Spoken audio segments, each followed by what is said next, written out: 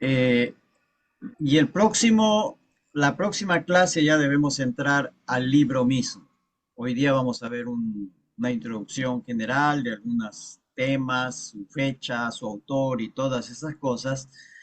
Eh, la, el propósito de una introducción es este, ubicarnos en contexto, ¿no? Porque todo libro de la Biblia siempre ha sido escrito dentro de un contexto social, cultural, histórico, religioso, político, y es necesario saber algo de ese contexto porque eso nos ayuda en la interpretación de cualquier libro de la Biblia, cualquier texto de la Biblia.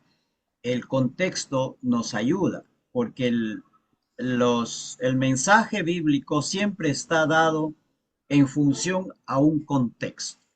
Cuando entendemos eso, podemos interpretar mejor la escritura y hacer también aplicaciones adecuadas a nuestra vida en este tiempo en que nosotros vivimos. Muy bien, esta es nuestra clase uno. Hoy es 17 de enero del 2025. Vamos a hacer una introducción general y estos son los asuntos que vamos a tratar rápidamente en esta noche. No nos vamos a demorar mucho en cada uno de estos. Vamos a ver el título del libro, el autor, la fecha, el contexto histórico, los temas, la teología y una vista panorámica, ¿no? Y también, finalmente, Cristo en Joel. Podemos ver a Cristo en el libro de Joel, en la profecía de Joel. Estos son lo que vamos a ver en esta noche. Entonces, vamos al título de manera así rápida. Y aquí les voy explicando algunas cosas. La Septuaginta, como lo tienen ahí ustedes, se abrevia LXX. La Septuaginta es la versión griega o la traducción al griego de todo el Antiguo Testamento. ¿Ya? Cuando usted escucha hablar de la Septuaginta y ve esta LXX, esa es la abreviación para referirse a la Septuaginta, que es la versión griega de solo el Antiguo Testamento. ¿Ya? Esto fue hecho más o menos en el año unos 250 antes de Cristo, 250 antes de Cristo, se tradujo el Antiguo Testamento al griego.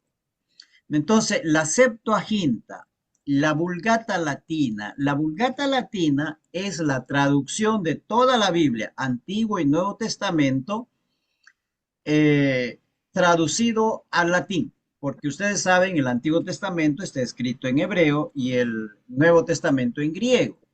Bien, hubo uno de estos papas, llamado papas de Roma, que mandó a traducir a Jerónimo toda la Biblia, pero al latín, porque eso era lo que se hablaba en el imperio romano, ¿no? La lengua oficial del imperio romano era el latín, no el griego. Entonces, lo hizo Jerónimo más o menos entre el 380 y 400, después de Cristo, ¿no? De nuestra era. Y se convirtió en la versión oficial de la Iglesia Católica. A partir, cuando esto se convirtió en la versión oficial de la Iglesia Católica, se empezó a prohibir años más tarde, se, se prohibió traducir la Biblia a los idiomas de cada lugar o de cada nación. Todo tenía que ser solamente y leerse la Biblia en latín. Se prohibió. Por ello la persecución, por ejemplo, a Reina Casiodoro de Reina, él tuvo que huir porque estaba traduciendo la Biblia al español. En Inglaterra también, no recuerdo ahorita, el traductor también lo mataron a las finales por traducir la Biblia al inglés. A Martín Lutero lo escondieron un año y en ese año él tradujo la Biblia al alemán. Y entonces todos aquellos que querían traducir la Biblia al lenguaje de su pueblo, de su nación, la Iglesia Católica los perseguía a muerte. Antes de que se hiciera esta versión de la Vulgata Latina, se hacían traducciones a los distintos idiomas de la época y nadie perseguía a nadie. Pero a partir de que se convirtió la Vulgata Latina en la versión oficial, se prohibió.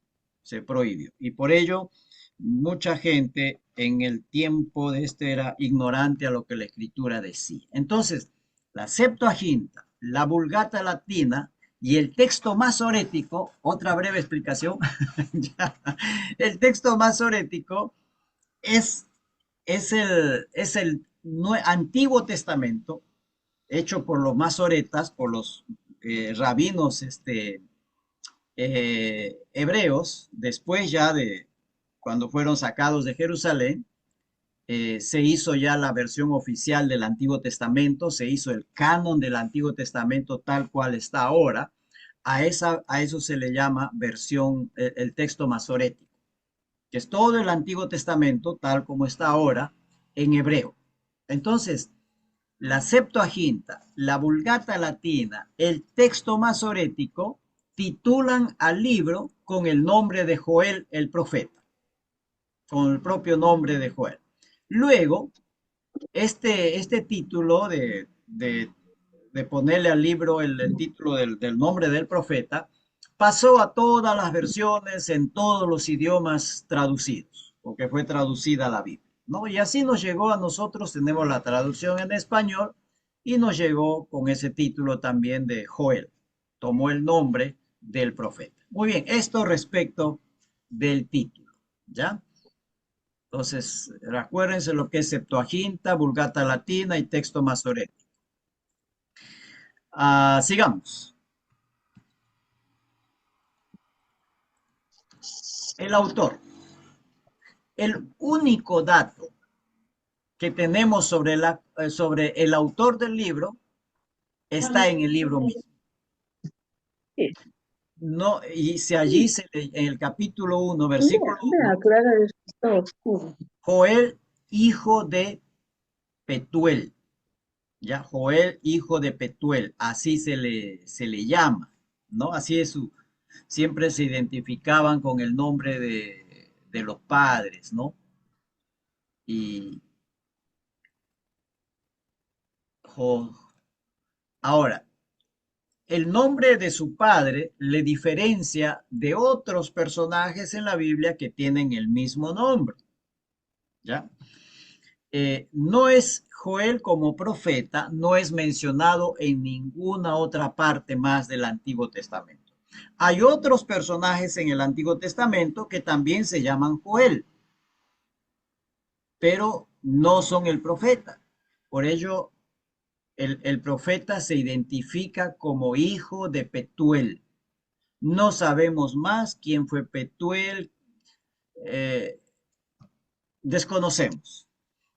¿Algún otro dato sobre el profeta que esté mencionado en el Antiguo Testamento? No hay más datos. Eso hace difícil a veces su interpretación. El nombre Joel significa Jehová es Dios. Es un nombre compuesto, ¿no? La terminación el siempre significa Dios, ¿no? Él es la forma más corta de la palabra Dios. Eh, debido cuando uno lee el libro y ve algunos datos allí, se puede decir que Joel es oriundo de Judea. Judea es el reino del sur, ¿no es cierto?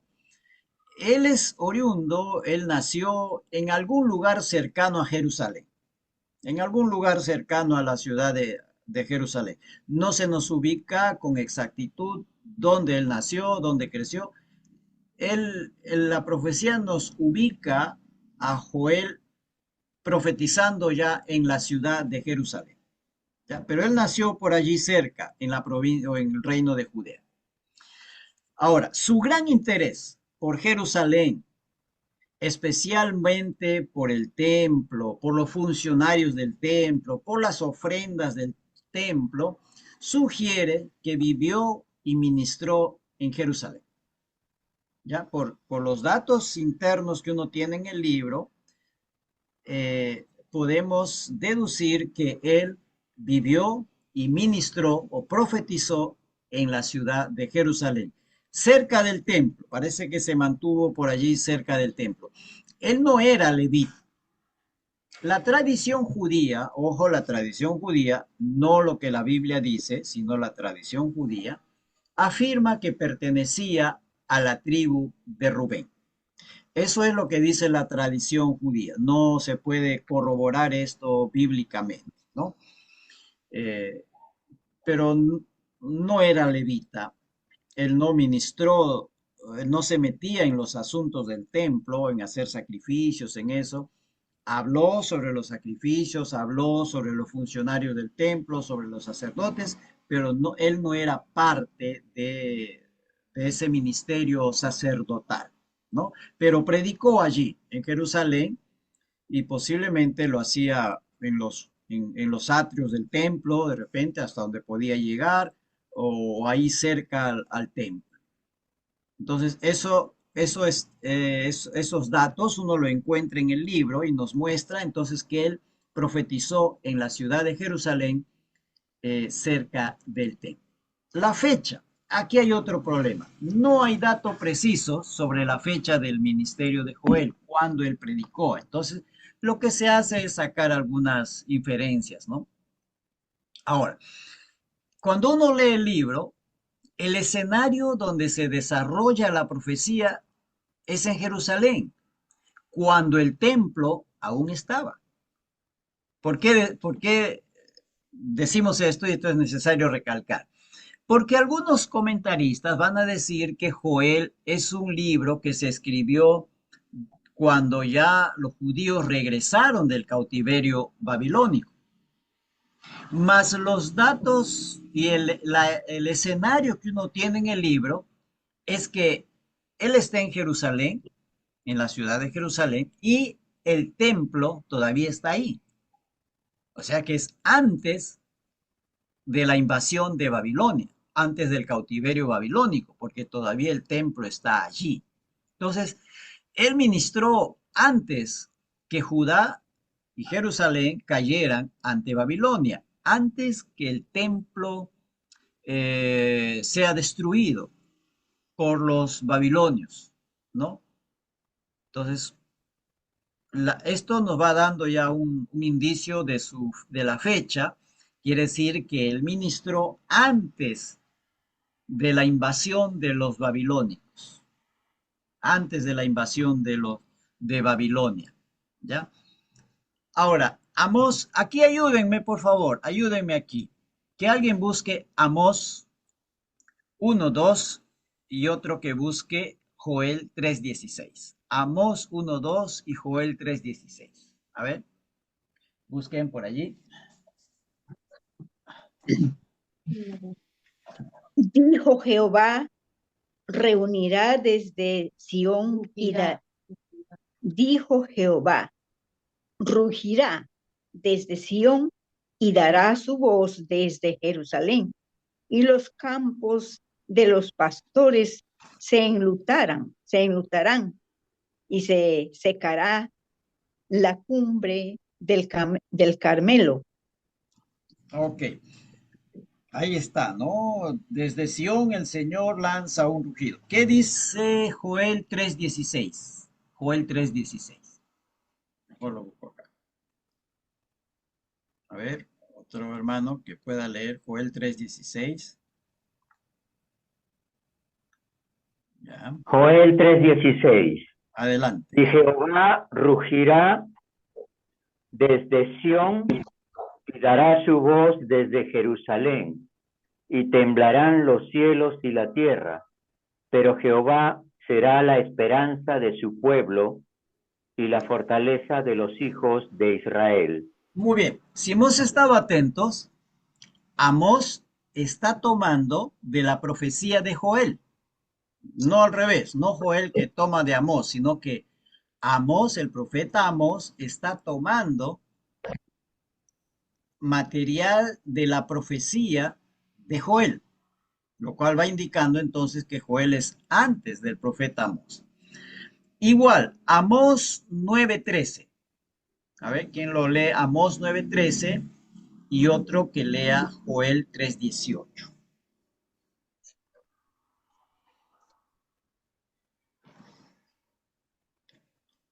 Amós 9:13.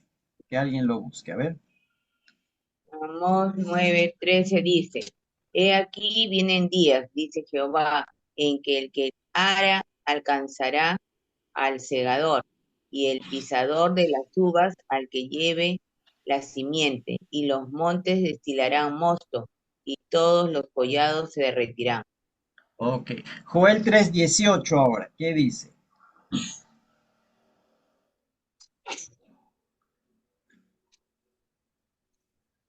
A ver, Joel 3:18.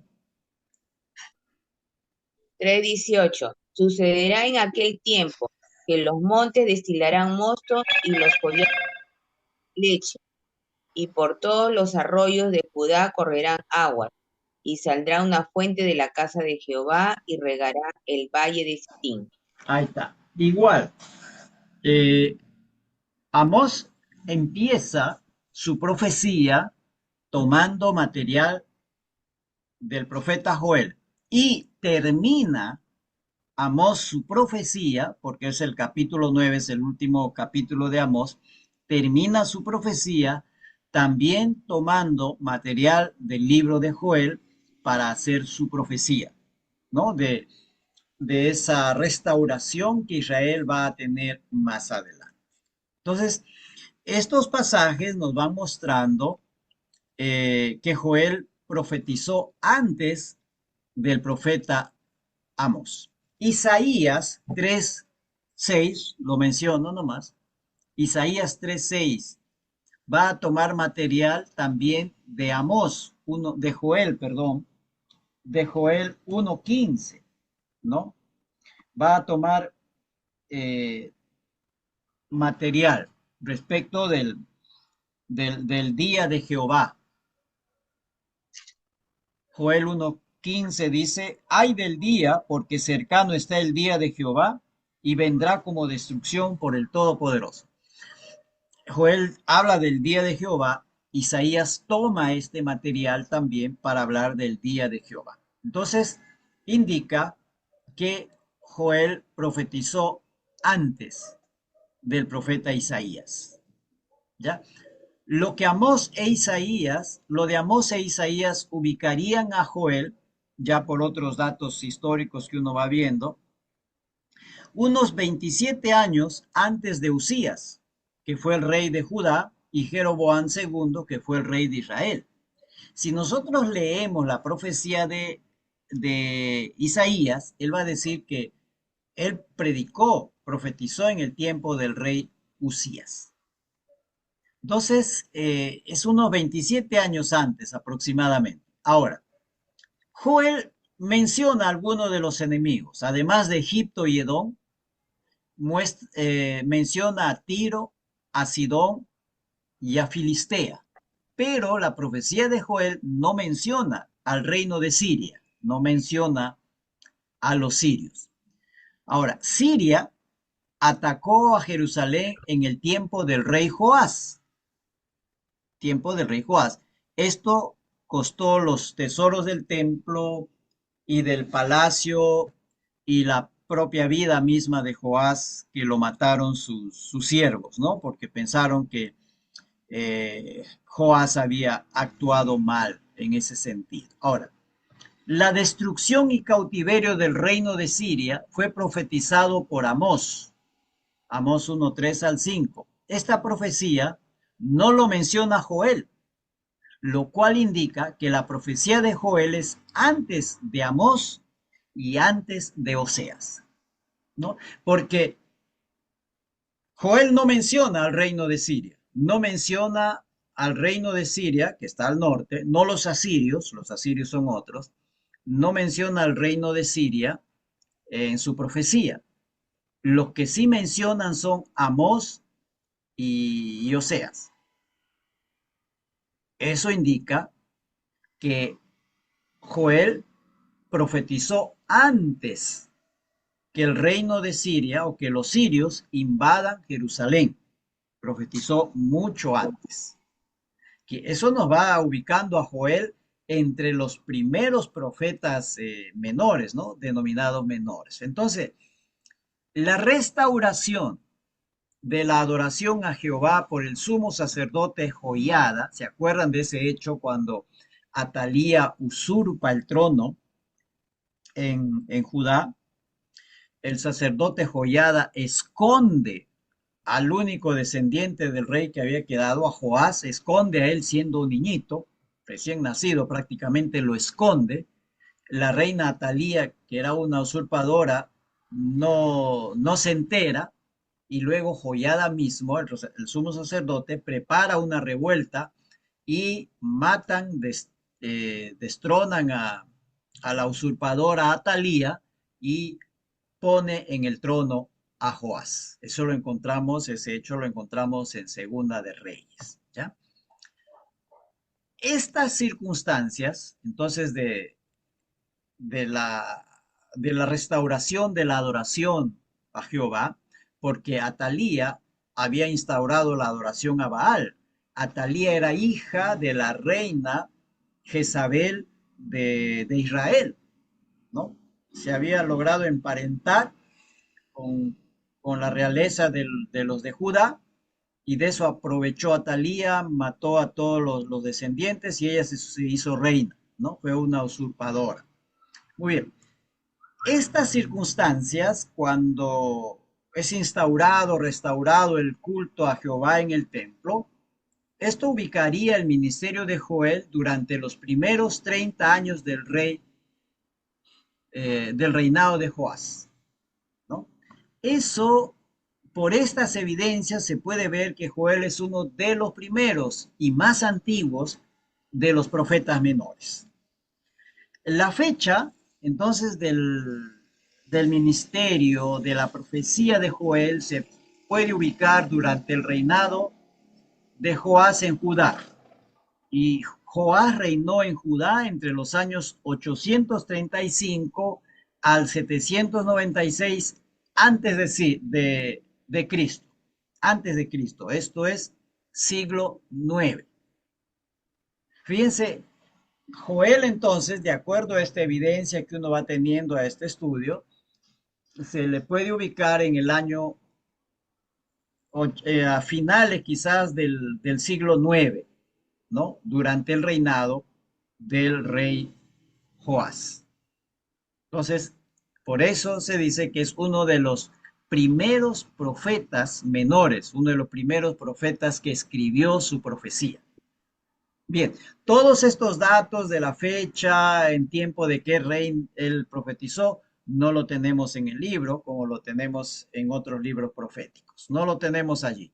Ya esto es investigación extra bíblica, hecho por eruditos de historia y arqueología bíblica.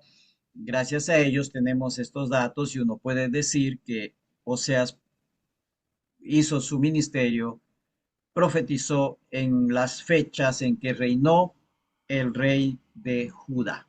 Y esto está antes del rey Usías, antes de Jeroboam II de Israel, está bien adelante, al principio, ¿no? Muy bien, contexto histórico. Los enemigos de Judá son Tiro, Sidón y Filistea. Eso lo encontramos en los capítulo 3, versículo 2 en adelante. Ahora, el otro contexto histórico es una plaga de langostas, ¿no? También hay un calor muy fuerte, un calor abrasador, como lo dice, y eso produce sequía. Esta plaga de langostas que arrasa con todo, no deja, dice, nada verde queda sobre la tierra, y si no hay vegetación, pues mueren también de hambre los animales, porque no tienen que comer, ¿no? Los que se alimentan de vegetales. Y el calor produce una sequía muy fuerte y no se puede sembrar nada. Todo esto dejan a Judá en una condición de debilidad frente a sus enemigos. Y de eso quieren aprovechar, pues, Tiro, Sidón, los filisteos, para invadir el territorio de Jerusalén, de Judá. Judá queda económicamente arruinado, ¿no? Aún las ofrendas, dice, del templo ya no se pueden hacer. ¿Por qué? No hay animales, todos han muerto. La sequía los mató a todos. Y si quedaron por ahí, quedaron algunas vacas flacas y ovejas flacas que no se podían ofrecer como, como ofrendas, ¿no? Eh, Ni siquiera ofrendas vegetales debido a la catástrofe agrícola que habían causado esta plaga de langostas y esa sequía, ¿no? Debido a un clima muy caluroso, ¿no? De temperaturas muy altas. Joel va a decir que eso jamás había sucedido algo así como eso que ahora ellos estaban viendo, ¿no? A ver, vamos a, quizá para cuando tengamos que ver esta plaga de langostas, podemos hacer una pequeña investigación, cómo es una plaga de langostas. Nosotros no la conocemos, no la tenemos por acá, ¿no? Pero en otros lugares sí se sabe que hay plagas de langostas. Se comen todo lo que está verde, no dejan absolutamente nada, no solo se comen las hojas, sino también se comen la corteza de los árboles, o sea, o sea, los dejan pelados, los dejan blancos a todos, se quedan sin hojas y sin corteza y mueren, ¿no? Ahora, la profecía de Joel toma este desastre natural, esta plaga de langostas y esa sequía terrible, como ilustración del día de Jehová, en referencia al juicio de Dios sobre su pueblo y sobre las naciones. Ahora, creemos por la evidencia en la escritura que esa plaga de langostas fue un hecho real, un hecho histórico, no es una alegoría, es un hecho real. ¿Ya? Cuando lleguemos a eso, vamos a dar algunas razones por qué pensamos que no es una alegoría, sino que es un hecho real. Muy bien. El gran día de Jehová, bueno, decía, esta plaga de langostas, eh, la profecía de Joel lo usa para ilustrar lo que será el juicio final de Dios más adelante. Si esta plaga de langostas les dice, les parece terrible, no se imaginan lo realmente terrible que será el juicio del Señor en los tiempos finales. Si esto les parece terrible, ni se imaginan lo que realmente es terrible cuando llegue el juicio del Señor. Sirve como una ilustración, ¿no? Y el gran día de Jehová excederá, dice, a todo lo visto e imaginado respecto del juicio del Señor. Ni nos imaginamos, ¿no? Cómo realmente será ese juicio del Señor. Y el juicio del Señor tiene dos caras. Uno, castigar a aquellos que rechazaron al Señor y restaurar a aquellos que creyeron en el Señor. Y esa es la característica también de la profecía. Lo vamos a ver en un ratito también eso. Que se proclama, en la profecía se proclama el juicio, se anuncia el juicio, pero también se anuncia la salvación. Y el juicio del Señor tiene el propósito de castigar a aquellos que rechazaron al Señor y de recompensar o restaurar a aquellos que creyeron en Él. Es como son como las dos caras de una moneda. Es como cuando Pablo dice que la muerte de Cristo, que la cruz de Cristo para unos es olor de muerte, porque no creen en Él, más para otros es olor fragante, para aquellos que han creído en Cristo. Para los que hemos creído en Cristo, la cruz de Cristo para nosotros es salvación. Mas para los que rechazan a Cristo, la cruz es perdición. El mismo hecho, el mismo acontecimiento, pero tiene resultados distintos respecto de nuestra relación con el Señor. Muy bien. En Joel, si ustedes se acuerdan del estudio de Oseas que hemos tenido, en Oseas se mencionan pecados específicos de Israel, mas en Joel no se mencionan pecados específicos, por lo cual se puede inferir lo que podemos inferir allí es que hay una indiferencia a las cosas del Señor. No están metidos en grandes pecados y cosas por el estilo, como nos dice, como lo vemos, como lo vimos en el caso de Oseas, pero hay una indiferencia a las cosas del Señor, ¿no? Es como nosotros ahora tenemos iglesias por todo lado, tenemos Biblias por todo lado, estamos nadando en Biblias, pero muchas veces somos indiferentes a la palabra del Señor, a pesar de todo lo que está a nuestro alcance. Gente que no quiere ir a ninguna iglesia, sabiendo que debe ir a una iglesia, que no lee la escritura, que no la estudia, sabiendo que debe leerla si es cristiano. O sea, hay una indiferencia. Parece que esa es la característica que tenemos en Joel. Muy bien, y debido a esa indiferencia hacia las cosas del Señor, viene el juicio y Joel dice, llama a un arrepentimiento, ¿no? Antes que venga el día de Jehová. Antes que venga ese gran día terrible, mejor nos arrepentimos. Vaya a ser que el Señor tenga misericordia de nosotros. Muy bien, algunos de los temas. Hay dos temas que destacan. Uno es el día de Jehová. Joel si es el primer profeta, es uno de los primeros profetas menores, o sea, uno de los profetas más antiguos, es el que primero nos introduce en este tema del día de Jehová, que se refiere, es un tiempo escatológico, es un acontecimiento escatológico que se refiere al juicio del Señor. Y ahí tenemos, él va a hablar del juicio del día de Jehová en el 1.15, en el 2.1, 2.11, 2.31, 3.14. En pocos capítulos, él 1, 2, 3, 4, 5 veces menciona el día de Jehová y le va a dar su descripción, ¿no? Es un tiempo de terrible, grande, es horrible para todos, ¿no? Ahora, el día de Jehová, o el día del Señor, o el gran día del Señor, es un tiempo donde Dios interviene directamente en la historia humana para juicio. Y ese juicio, como dije, tiene dos caras, ¿no? Castigar a aquellos que han desobedecido al Señor y compensar y restaurar a aquellos que han creído en el Señor.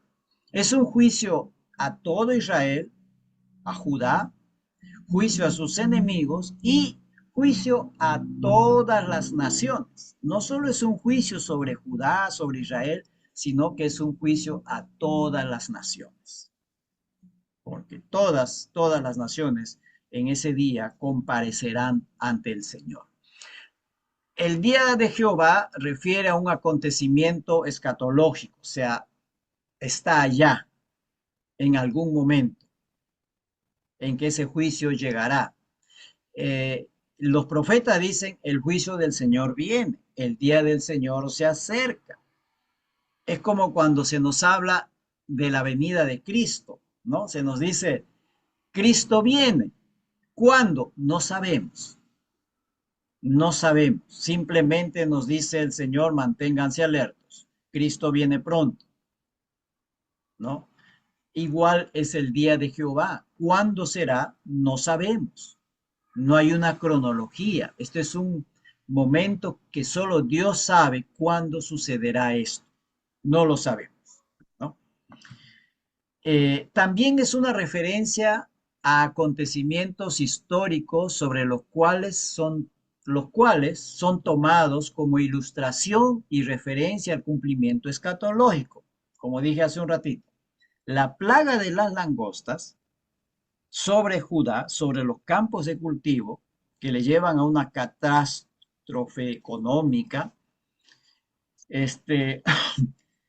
Joel lo toma como una ilustración de ese cumplimiento escatológico, de ese cumplimiento al final de los días, del gran juicio del Señor. Si esto les parece terrible, esta plaga de langosta les parece terrible, ni se imaginen o no podrán imaginarse lo que realmente, lo terrible que será el día de Jehová. Se toma como ilustración, como lo que va a suceder más adelante. Se nos anticipa con acontecimientos reales de sufrimiento que vamos pasando.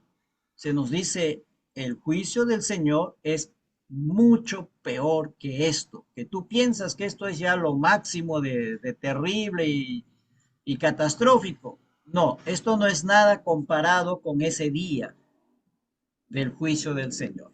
Esa es la idea de los acontecimientos, ¿no? Y por ello es el llamado al arrepentimiento. Este día, el día de Jehová, es descrito como grande, como muy terrible.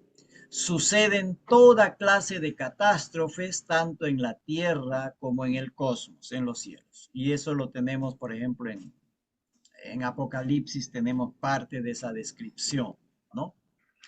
También ofrece, el día de Jehová ofrece esperanza de restauración. Como les dije, ¿no? No solo es una profecía para decir que los que rechazaron al Señor serán castigados, sino que también el día de Jehová ofrece esperanza de restauración, de prosperidad, de bendiciones, derramamiento del Espíritu sobre todos aquellos que son arrepentidos. Y creemos que, se acuerdan en Hechos, está en Hechos 2, ¿no? El derramamiento del Espíritu. Lucas toma la profecía de Joel para hablar sobre el derramamiento del Espíritu Santo, pero no es el cumplimiento total, es como el anticipo de lo que va a suceder más adelante con todos aquellos que se arrepienten y creen en el Señor. El Espíritu será derramado, puesto sobre ellos y en ellos. Y entonces eso es lo que ha sucedido cuando nosotros nos convertimos al Señor. Entonces el Espíritu del Señor viene sobre nosotros y vive en nosotros. Se va cumpliendo esta profecía, pero no está todo el cumplimiento, es parte de un cumplimiento. Falta mucho todavía del cumplimiento de esta profecía. El otro tema es el arrepentimiento. Por ello nuestro título, ¿no? Joel, un llamado al arrepentimiento, porque el día del Señor se acerca. Antes que llegue el día de Jehová, que es grande y terrible, ¿no? Debe haber un arrepentimiento. El llamado al arrepentimiento es dado a todos, sin excepción. En estos pasajes que están allí, 1, 13, 14, 2, 15, en el 2, 15, 17, por ejemplo, se dice que aún la novia y el novio deben, eh, deben ir a ese día en que se está invitando para ir al templo a un día de ayuno y oración y de arrepentimiento. Ustedes saben que quien se casaba, el joven que se casaba, estaba exceptuado de ir a la guerra un año. Se casaba y tenía que convivir con su esposa un año antes de ir a la guerra, porque necesitaba procrear un hijo por lo menos, ¿no? En ese año, para no quedar sin descendencia. Necesitaba, dice, agradar a su esposa y bueno, cumplir con todos los deberes conyugales. No sabía que yéndose a la guerra ya no iba a regresar más, pero al menos le quedaba descendencia. Entonces, habían algunas responsabilidades que el esposo tenía que cumplir con su esposa y por eso él no iba ese año a la guerra. Pero aquí cuando se llama al arrepentimiento, nadie está exceptuado. No importa, dice, si te hayas, eso es lo que podemos decir, no importa si te hayas casado anoche, igual tienes que ir si mañana es el día de arrepentimiento y ayuno, ¿ya? Nadie está exceptuado, ni el anciano, ni el niño, ni el novio, ni la novia, ¿no? Ni los recién casados, todos deben hacer ese acto de arrepentimiento porque el día del Señor se acerca. La motivación para ese arrepentimiento yace ¿no? Descansa en la naturaleza misma de Dios. Dios es compasivo. Y aquí quiero que leamos capítulo 2, versículo 13. Que alguien lea. Capítulo 2, versículo 13.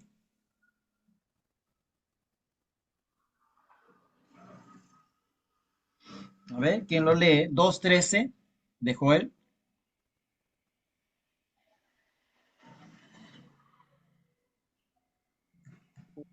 A ver, vamos, que alguien lea. Rasgad vuestro corazón y no vuestros vestidos, y convertíos a Jehová vuestro Dios, porque misericordioso es y clemente, tardo para la ira, y grande en misericordia, y que se duele del castigo.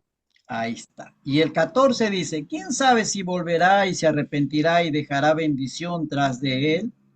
Esto es ofrenda y libación para Jehová vuestro Dios. Dice,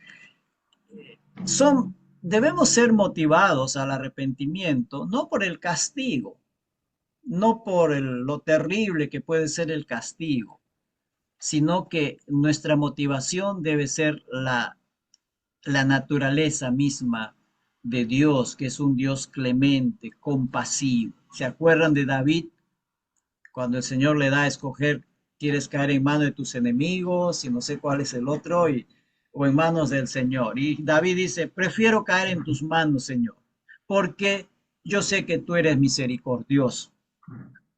Eso es la mejor decisión que David tomó por su pecado, ¿no? Dice, prefiero caer en tus manos, porque tú eres misericordioso. Mis enemigos no tendrán compasión de mí, pero tú sí tendrás misericordia. Entonces, eso es lo que nos debe motivar a un arrepentimiento cuando sabemos que hemos ofendido a la santidad del Señor, acudir a Él, porque Él es compasivo, clemente, misericordioso. Muy bien, teología. ¿Qué, ¿Cuáles son qué se dice de Dios aquí? Cuando hablamos de teología es la pregunta es, ¿qué se dice sobre Dios en este libro o en este texto? Y por ejemplo, cuando, ay, perdón, cuando Joel predica el gran día del Señor, cuando él hace su profecía, está predicando juicio y salvación a la vez. Joel va a seguir el patrón teológico que se encuentra prácticamente en toda la profecía bíblica. ¿Cuál es ese patrón?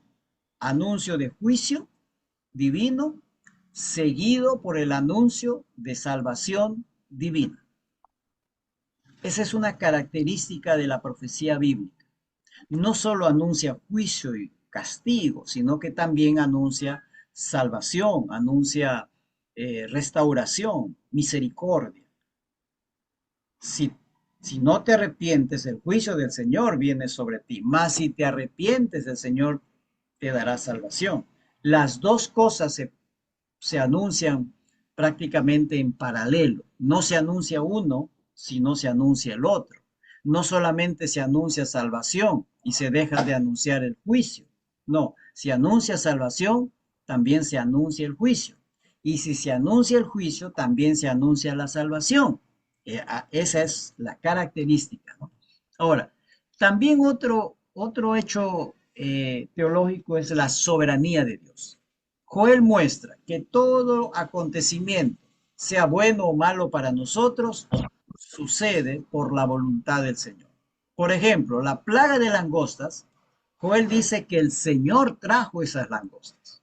No fue un hecho fortuito, un hecho casual, sino que el Señor trajo esas langostas para castigar la indiferencia de Judá. El arrepentimiento, salvación y bendiciones también vienen por la providencia de Dios. No es porque nosotros merezcamos salvación, es que Dios nos la da por su providencia y por su soberanía. La naturaleza y los eventos, todo cuanto sucede en la naturaleza, sea bueno o malo para nosotros, y los eventos históricos que van sucediendo, todo ello está bajo el control soberano de Dios. Entonces, esto es otra de las características de la profecía de Joel respecto a su teología. todo está bajo la soberanía de Dios. Y el otro es el hecho escatológico. Escatología quiere decir la doctrina de las últimas cosas, ¿no? Lo que va a suceder al final de la historia, cuando este tiempo se acabe, al final van a suceder. El día de Jehová, que aquí se anuncia, es un hecho escatológico. Y como ya dijimos, el día de Jehová está ilustrado por esta plaga de langostas, que fue terrible, ¿no? Y una vista panorámica del libro, como un bosquejo. El libro está dividido en dos grandes partes. Esta división sucede en el 2.18 y 2.19a. Que alguien lea, por favor, el 2.18 y 2.19. Aquí, no, aquí está en la pantalla. El 18 dice, y Jehová, solícito por su tierra, perdonará a su pueblo. Y el 19a dice, y responderá Jehová. De los capítulos 1 hasta el 2.18, aquí tengo, a ver, ahí está. En la primera parte, Joel describe la devastación de Judá por la plaga de langostas y ese calor fortísimo, abrasador, que produce sequía y hace colapsar la agricultura, la economía y las ofrendas. Todo eso se va describiendo en la primera parte de esto, ¿no? Y en la primera parte se anuncia el gran día de Jehová o el gran día del juicio del Señor. Y debido a esta plaga, esta catástrofe que vino, entonces se convoca a todo el pueblo a un día de arrepentimiento, de ayuno y oración en el templo. Tienen la esperanza que el Señor tenga compasión de ellos en medio de ese sufrimiento. Hay una tremenda indiferencia por las cosas del Señor. Todo esto trae el castigo del Señor, la disciplina del Señor a su pueblo, para que su pueblo vuelva otra vez al Señor. Y se convoca ese día de ayuno, ¿no? De arrepentimiento, ayuno y oración. Con la esperanza que el Señor se compadezca de ellos. En la segunda parte, a partir del capítulo 2.19, muestra la respuesta divina al llamado de la gente al arrepentimiento. O sea, cuando hay un arrepentimiento verdadero, entonces hay una respuesta de Dios en la vida. La promesa de Dios de destruir al ejército de langostas. Señor, ellos están con el problema de la plaga de langostas, vienen en oración, entonces el Señor les promete que apartará, destruirá ese ejército de langostas. Y el Señor otorgará en la siguiente siembra, en la siguiente temporada, le va a dar una cosecha abundante, va a bendecir los campos enviando la lluvia temprana y tardía. Esto es, dice, la lluvia que venía en otoño y la lluvia que venía también en primavera, ¿no? Entonces va a bendecir la tierra, dándole abundancia en sus campos para que cosechen abundantemente, ¿no? Y en el futuro derramará su espíritu sobre toda persona, no cualquier persona, sino aquellos que se arrepienten y creen en el Señor y buscan al Señor. Sobre ellos el espíritu será derramado. El Señor hará juicio a las naciones que dispersaron a su pueblo, que se dividieron entre ellos su tierra, ¿no? Por ejemplo, en este tiempo, el territorio de Israel está dividido, ¿no es cierto? Una parte lo tienen los israelíes y otra parte lo tienen los palestinos. Y eso que Israel recuperó gran parte de su territorio, ¿no? Antes estaba ocupado por los palestinos y parecen otros pueblos. Entonces, todo eso sucedió, se dividieron la tierra de Israel cuando Israel fue expulsado el año 70 por los romanos y estuvo casi 2000 años fuera de su territorio, y ahí pues las naciones, los imperios se dividían las tierras de Israel, ¿no? Hasta que fue y está recuperando. No sabemos en qué terminará todo esto. También ahí en la segunda parte el Señor se hace la promesa de que Él va a proteger y bendecir a su pueblo desde Sión. Sión es Jerusalén, ¿no? El lugar más alto donde estaba construido el templo. Muy bien. ¿Cómo podemos ver a Cristo en la profecía de Joel? Ahora, Cristo es evidente en el texto sobre el derramamiento del Espíritu Santo, que está en Joel 2, 28, 32, y esto se cumplió en Pentecostés, que está en Hechos 2, 16 al 21. ¿Ok? Entonces, ¿sobre quiénes se derrama el Espíritu Santo? Sobre aquellos que creen en Jesucristo y lo reciben como Señor y su Salvador. Sobre ellos es derramado el Espíritu Santo. Entonces, en Hechos se va cumpliendo esto. El Espíritu Santo es derramado en todo aquel que se arrepintió y creyó en el Señor Jesucristo. Y también podemos ver en todo aquel que se arrepiente e invoca el nombre del Señor será salvo. Joel 32 nos dice, y todo aquel que invocare o que invoca el nombre de Jehová será salvo. Y eso era, y en Hechos 2:21 se nos dice igual, y el que invoca el nombre del Señor será salvo. Pablo en Romanos 10:13 va a decir lo mismo, refiriéndose específicamente, explícitamente al Señor Jesucristo. O sea, lo que se dice de Jehová en Joel 2:32 se aplica a Cristo en el libro de Hechos y en el libro de Romanos, donde se dice, todo aquel que invoca el nombre del Señor será salvo. Ese Señor en Romanos y en Hechos es una referencia a Cristo. Si usted lee Romanos y busca los versículos anteriores al versículo 13, usted va a darse cuenta de que se está refiriendo explícitamente y específicamente a Cristo. Entonces, lo que se dice de Jehová en Joel, se dice de Cristo.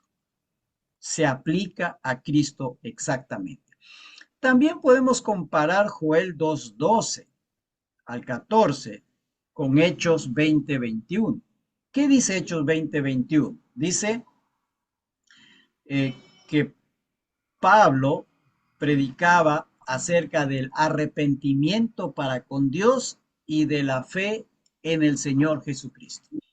¿Qué nos habla Joel 2:12, 14? Nos dice que el pueblo debe arrepentirse, creer en el Señor y el Señor tendrá de ellos misericordia.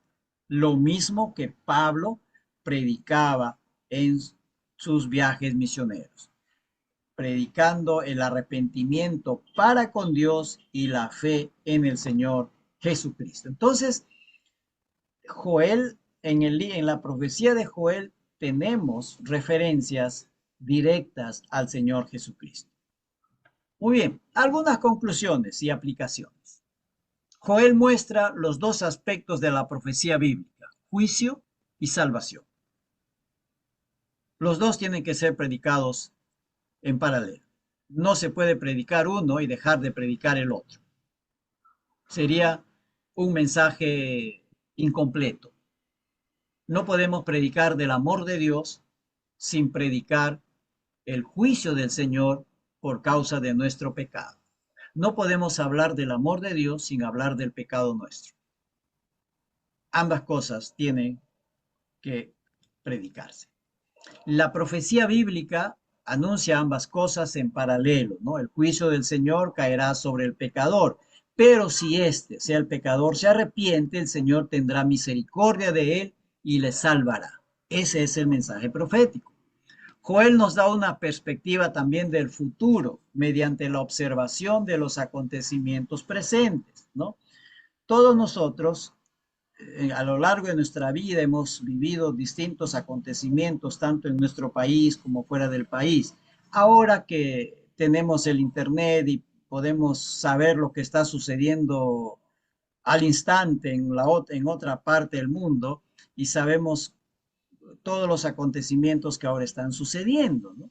Estos acontecimientos presentes son muestra e ilustración de los acontecimientos futuros y definitivos. La Biblia nos habla de guerras y rumores de guerras, pero habrá una guerra, la guerra de las guerras, ¿no? La mayor guerra que creo que se le llama que es el Armagedón. donde será una guerra definitiva. Si aquí vemos grandes guerras y grandes batallas, ni nos imaginamos cómo será la última batalla. Todo esto no nos habla más que de aquella gran batalla y final batalla que el Señor hará con sus enemigos. El Señor pone su espíritu en aquellos que se arrepienten y le buscan. Nosotros hemos venido a Cristo en arrepentimiento y en fe, y entonces el Espíritu Santo está con nosotros. Todo cuanto sucede está bajo el control soberano del Señor. Y eso es la parte que a veces nos cuesta entender y aceptar, ¿no? Nada escapa a la soberanía del Señor. El arrepentimiento es necesario antes que nos llegue el juicio por nuestro pecado. Cuando en nuestra vida hay problemas, hay pecados y estamos entendiendo que sí estamos faltando al Señor, Él nos invita siempre al arrepentimiento antes que vengan las consecuencias por causa de ese pecado. O sea, no estemos esperando el gran juicio del Señor, sino que veamos nuestra realidad.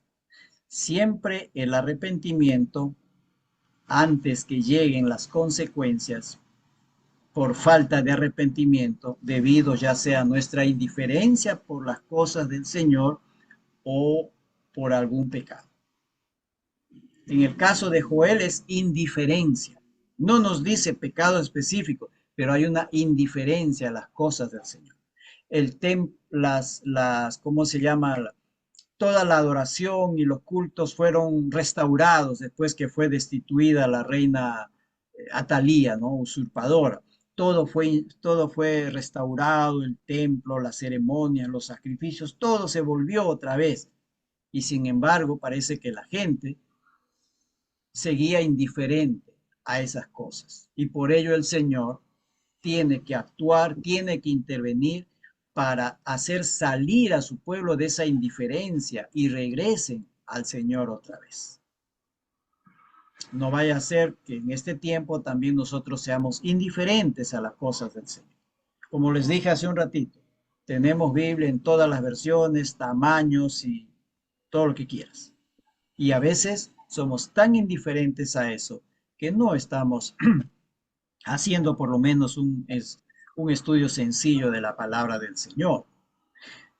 Tenemos templos e iglesias por todo lado y hay gente que prefiere hacer otras cosas que tomar un tiempo para ir y adorar juntamente con sus hermanos, ¿no? Porque es necesario esa adoración junta como hermanos en Cristo, es necesario.